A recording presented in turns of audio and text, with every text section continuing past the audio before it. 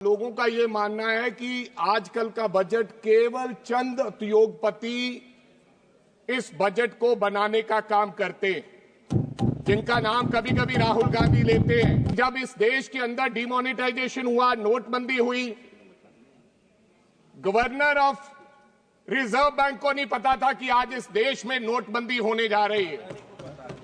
देश के वित्त मंत्री को नहीं पता था। अचनचेत एक फैसला सुनाया जाता है और आजकल के देश के प्रधानमंत्री जब बात करते हैं, कैसे उनकी बात पर विश्वास कर लिया जाए।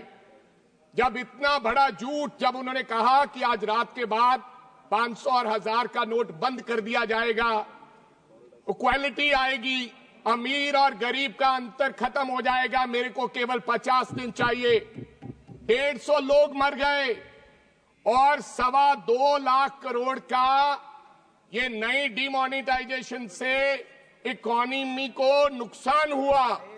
कैसे विश्वास करें कि आज का बजट लोगों की जिंदगी बदलेगा। कहा जा रहा है कि 6.5% जीडीपी की ग्रोथ है। अगर देश में सरकार ना हो, अगर देश में वित्त मंत्री ना हो, तब भी इस देश की जीडीपी की 3-4% ग्रोथ अपने आप होगी, क्योंकि इस देश के मेहनत कश लोग, किसान, छोटा व्यापारी अपने आप में इतनी मेहनत करता है, ऑटोमेटिकली जीडीपी की ग्रोथ 3-4% रहता है। मैं आज श्रद्धांजलि अर्पित करना चाहता हूं डॉक्टर मनमोहन सिंह को, उस सरदार को जिनके समय में मेरे को लगता 8.5% जीडीपी का एवरेज ग्रोथ रहा है और कभी कभी तो जीडीपी 10% पे चली जाती थी। किसान ने कहा मेरे को एमएसपी चाहिए, किसान भूख हड़ताल पर बैठा रहा, मरण व्रत पर हमारे डल्लेवाल साहब बैठे रहे। एक लड़का शुभकरण, जिसको हरियाणा बॉर्डर क्रॉस नहीं करने दिया गया, गोलियां मारकर उसकी हत्या कर दी गई और जीरो एफआईआर लॉन्च हुई। क्या किसान का बेटा मरे तो जीरो एफआईआर लॉन्च हो? ऐसा व्यवहार आपने किसानों के साथ किया। कुंभ में अगर 300 लोग मर जाएं तो आप कहते हैं 30 मरे हैं। कोरोना में 2 लाख लोग मर जाएं तो आप कहेंगे 20,000 मरे। आप ही कहते हैं हम 80 करोड़ लोगों को पीडीएस की कनक देते हैं। खुद ही कहते हो अगर 80 करोड़ लोगों को पीडीएस की कनक देते हो, 5 किलो कनक लेने के लिए राशन के डिपो के बाहर खड़ा वो व्यक्ति, वो गरीब है, इसलिए आपकी 5 किलो कनक लेता है। ये हालात है इस देश के। मनरेगा वर्कर की अगर शादी हो ना किसी बेटी की, वो जाता है गांव में मांगने के लिए, कहता है मेरे को दाल का इंतजाम कर दो, कहता है चावल चाहिए, दाल चाहिए और एक मीठे का इंतजाम कर दो, मैं अपनी बेटी की शादी कर लूंगा। ये इस प्रकार के हालात हैं मनरेगा वर्कर्स के। और दूसरी तरफ चेयरमैन साहब, दूसरी तरफ अबानी के लड़के की शादी होती है, तमाम नाचने गाने वाले जाते हैं, देश के बड़े बड़े लोग, विदेश के बड़े बड़े लोग जाते हैं। मेरे को गर्व है राहुल गांधी पर, एक व्यक्ति जो उनकी शादी पे नहीं गया। देश के प्रधानमंत्री भी जाते हैं। मेरे को इस बात का दुख नहीं है अबानी की शादी का, लेकिन कभी कभी टीवी पर दिखाया जाता है, सोशल मीडिया पर, कि अबानी के बेटे के कुत्ते जो 4 करोड़ की गाड़ी पर आते हैं, लेकिन गरीब अपनी बेटी की शादी के हालात, उसकी शादी नहीं कर पाता। इस प्रकार के गरीबों के हालात हैं। अमृतकाल है निशिकांत दुबे साहब, अमृतकाल में इस देश के 8.5 लोगों ने अपनी सिटीजनशिप छोड़ी है। अगर अमृतकाल इस देश के अंदर होता तो लोग देश छोड़ के नहीं जाते। आप देख रहे हैं देश लाइव, देश की आवाज। धन्यवाद चेयरमैन साहब, आपने मुझे बजट पे बोलने का मौका दिया। चेयरमैन साहब, कोई समय होता था कि देश के वित्त मंत्री बजट पेश करते थे, एक लाल रंग का ब्रीफकेस होता था। अब जब वो ब्रीफकेस लोकसभा में खुलता था तो देश के किसान, गरीब, मजदूर और छोटे व्यापारी की जिंदगियां बदल दिया करता था। ऐसा बजट किसी जमाने में हमारे लीडर्स और सरकारें लेकर आती थी। लेकिन आजकल का जो बजट है, आजकल का बजट, अब लोगों का ये मानना है कि आजकल का बजट केवल चंद उद्योगपति इस बजट को बनाने का काम करते हैं, जिनका नाम कभी कभी राहुल गांधी लेते हैं। और आजकल का बजट इलेक्शन सेंट्रिक रहता है।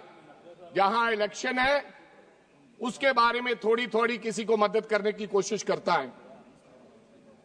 क्या यह सत्य नहीं है कि जब इस देश के अंदर डिमोनेटाइजेशन हुआ, नोटबंदी हुई, गवर्नर ऑफ रिजर्व बैंक को नहीं पता था कि आज इस देश में नोटबंदी होने जा रही है। देश के वित्त मंत्री को नहीं पता था। अचनचेत एक फैसला सुनाया जाता है और आजकल के देश के प्रधानमंत्री जब बात करते हैं, कैसे उनकी बात पर विश्वास कर लिया जाए। जब इतना बड़ा झूठ, जब उन्होंने कहा कि आज रात के बाद 500 और 1000 का नोट बंद कर दिया जाएगा, इक्वालिटी आएगी, अमीर और गरीब का अंतर खत्म हो जाएगा, मेरे को केवल 50 दिन चाहिए। 150 लोग मर गए और 2.25 लाख करोड़ का ये नई डिमोनेटाइजेशन से इकोनॉमी को नुकसान हुआ। कैसे कैसे विश्वास करें कि आज का बजट लोगों की जिंदगी बदलेगा। आदरणीय चेयरमैन साहब, कभी कभी जीडीपी की हर व्यक्ति जीडीपी की बात करता है और सत्य तो यह है कि 90% इस देश के लोगों को जीडीपी के बारे में पता नहीं है। जीडीपी क्या है, उनको अपने जीवन के बारे में पता है कि हम जो जीवन जी रहे हैं इसमें हमें फायदा क्या हुआ है। जीडीपी कहा जा रहा है कि 6.5% जीडीपी की ग्रोथ है। मैं किसी अर्थशास्त्री को सुन रहा था, एक काबिल व्यक्ति था, उन्होंने कहा कि अगर देश में सरकार ना हो, अगर देश में वित्त मंत्री ना हो, तब भी इस देश की जीडीपी की 3-4% ग्रोथ अपने आप होगी, क्योंकि इस देश के मेहनतकश लोग, किसान, छोटा व्यापारी अपने आप में इतनी मेहनत करता है, ऑटोमेटिकली जीडीपी की ग्रोथ 3-4% रहता है। तो फिर आपने क्या किया, केवल 2.5% की आप लोगों की प्राप्ति है। मैं आज श्रद्धांजलि अर्पित करना चाहता हूं डॉक्टर मनमोहन सिंह को, उस सरदार को जिनके समय में मेरे को लगता 8.5% जीडीपी का एवरेज ग्रोथ रहा है और कभी कभी तो जीडीपी 10% पे चली जाती थी। स्पीकर साहब, आज मैं देख रहा था महाराष्ट्र में, सुनिए, महाराष्ट्र में सिबिल स्कोर, जो एक नया बड़ा फ्रॉड है इस देश के अंदर। महाराष्ट्र में मर्तिजपुर है कोई, वहां पर एक लड़के की शादी टूटने का काम हो गया है सिबिल स्कोर से, जो बिगेस्ट फ्रॉड जो इस देश के अंदर हो रहा है। स्पीकर साहब, बहुत से नेता कभी नेहरू जी की बात करते हैं और बहुत से नेता, इस बार मैं तो देश के प्रधानमंत्री जी का सम्मान करता हूं और इस बार उन्होंने देश के पूर्व प्रधानमंत्री राजीव गांधी जी की भी बात की। उन्होंने कहा कुछ लोगों को आदत होती है 21वीं सदी की बात करने की, बार बार उन्होंने कार्टून का भी जिक्र किया।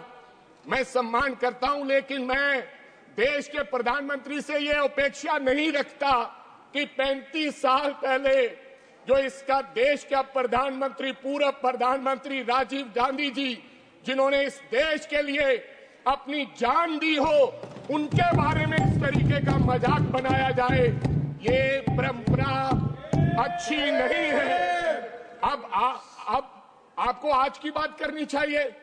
आप यूपीए की बात करो, आप डॉक्टर मनमोहन सिंह की बात करो, बार बार खाद के दाम भी गिनाए गए, स्टील के दाम भी गिनाए गए। मैं बताना चाहता हूं, जब डॉक्टर मनमोहन सिंह जी की सरकार थी, यूपीए 2 था, इस देश के अंदर डीएपी यानी कि खाद का वो बैग 450 रुपये का मिला करता था, आज 1400 रुपए का मिलता है। स्टील 2800 रुपये मिला करता था, आज 7000 मिलता है। डीजल 51 रुपए होता था, आज 90 रुपए है। डॉलर 54 होता था, आज 87.5 रुपए है। सिलेंडर जो कभी कभी आप कहते हैं घर घर सिलेंडर पहुंचाया, कभी आपने ये भी पूछा है कि कितने लोगों ने दोबारा सिलेंडर को रिफिल कराया? 350 रुपए का सिलेंडर हुआ करता था, आज 1100 रुपए का सिलेंडर है। आपने मस्टर्ड ऑयल 70 रुपये लीटर हुआ करता था। गोल्ड, गरीब व्यक्ति अपनी बेटी की शादी पे एक 10 ग्राम अपनी बेटी को सोना नहीं दे सकता। मनमोहन सिंह जी का समय होता था 22,000 रुपए गोल्ड हुआ करता था और आज 81,000 रुपए का गोल्ड है। आप कहते हैं कि जीडीपी की ग्रोथ 6.5% है। किसान की बात करना, आपने किसान के लिए आदरणीय देश के प्रधानमंत्री जी ने कहा मैं तो किसान हूं। उन्होंने कहा 1 प्रति एकड़ को 30,000 रुपए का फायदा हुआ है। हमें तो कहीं फायदा वो नजर नहीं आया कि प्रति एकड़ किसान की आमदन में 30,000 रुपए का फायदा। कोई किसान का बच्चा अगर बताएगा तो मैं संसद छोड़ के जा सकता हूं। किसान ने क्या मांगा था? किसान ने क्या मांगा? ऋषिकांत जी एक मिनट, किसान किसके लिए संघर्ष कर रहा है? किसान बॉर्डर पे बैठा है, 1.5-2 साल से बॉर्डर पे बैठा किसान एक मांग कर रहा है। किसान ने कहा, सुनिए, किसान ने कहा मेरे को एमएसपी चाहिए।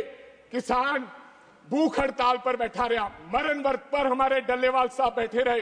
एक लड़का शुभकरण जिसको हरियाणा बॉर्डर क्रॉस नहीं करने दिया गया, गोलियां मारकर उसकी हत्या कर दी गई और जीरो एफआईआर लॉन्च हुई।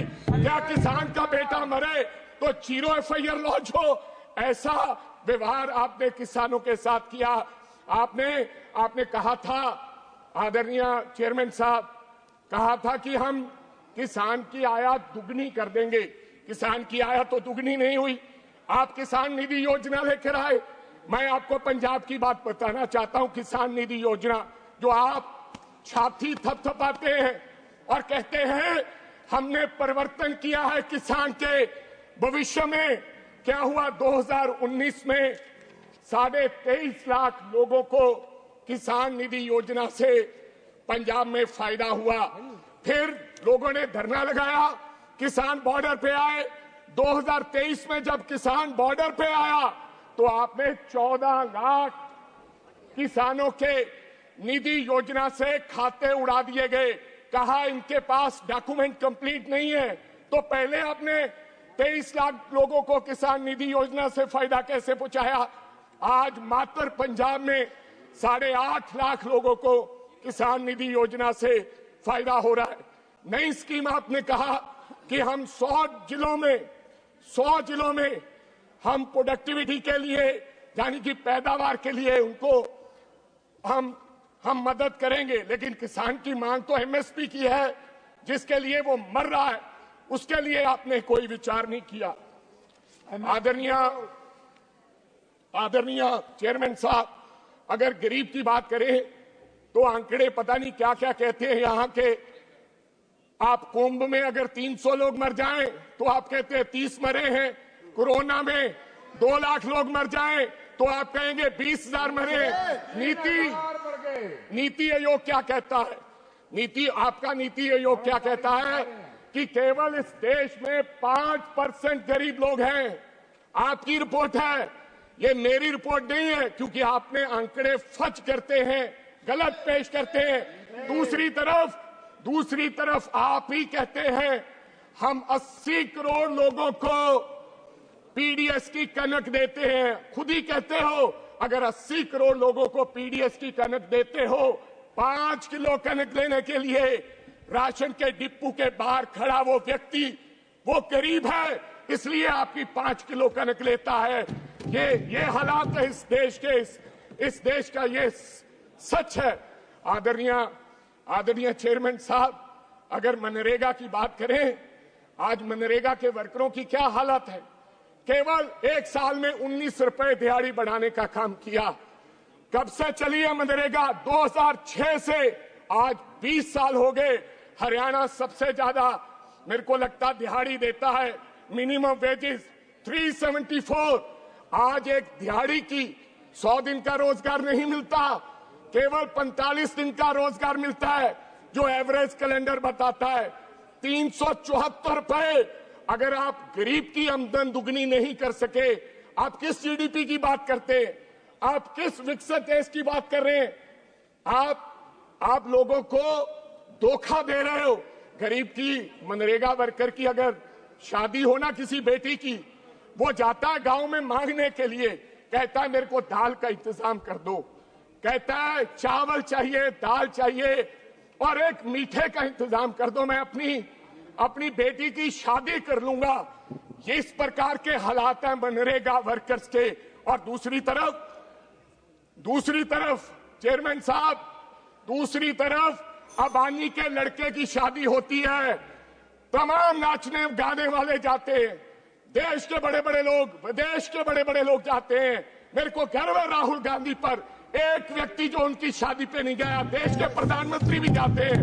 मेरे को इस बात का दुख नहीं है अबानी की शादी का, लेकिन कभी कभी टीवी पर दिखाया जाता है, सोशल मीडिया पर, कि अबानी के बेटे के कुत्ते जो 4 करोड़ की गाड़ी पर आते हैं, लेकिन गरीब अपनी बेटी की शादी के हालात, उसकी शादी नहीं कर पाता। इस प्रकार के गरीबों के हालात हैं। मेरी गुजारिश है कि मनरेगा के लिए 200 दिन कर दिया जाए। मेरी गुजारिश है मनरेगा की दिहाड़ी।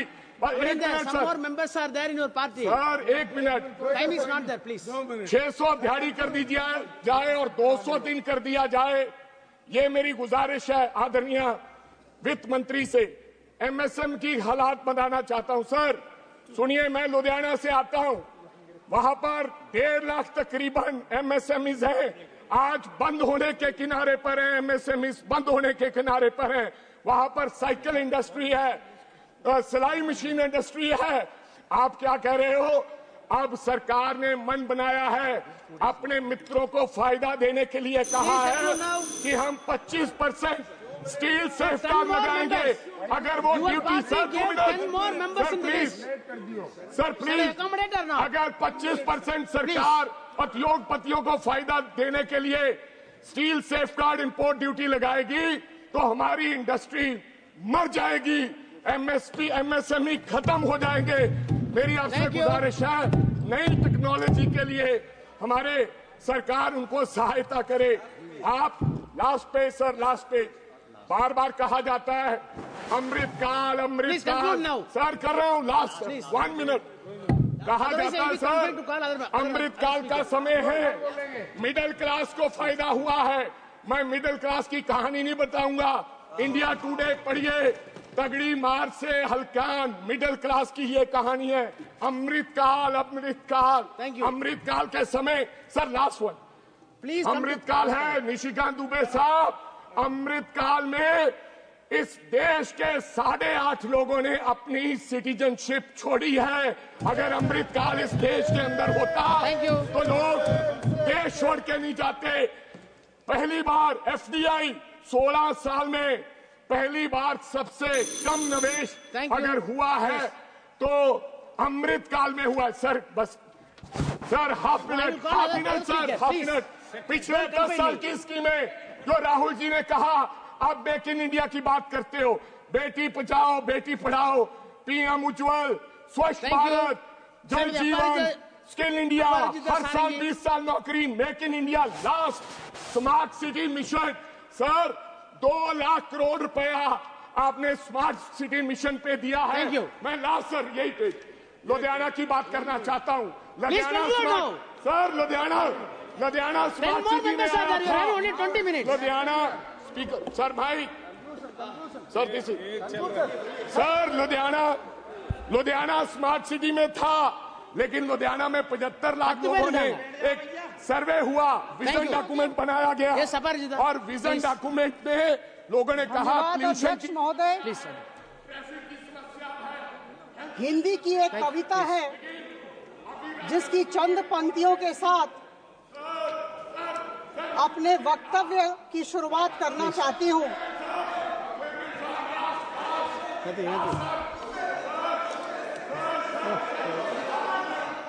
No time.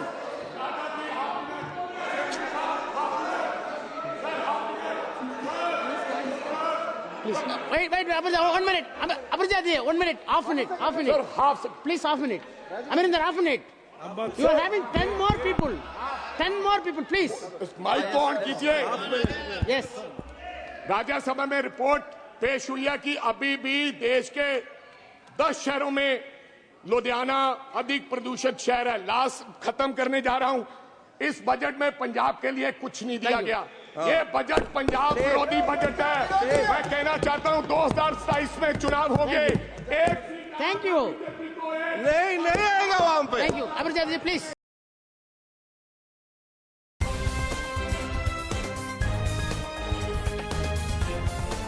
देश और दुनिया की तमाम छोटी और बड़ी खबरों के लिए हमारे चैनल को सब्सक्राइब करना न भूलें और बेल का बटन जरूर दबाएं।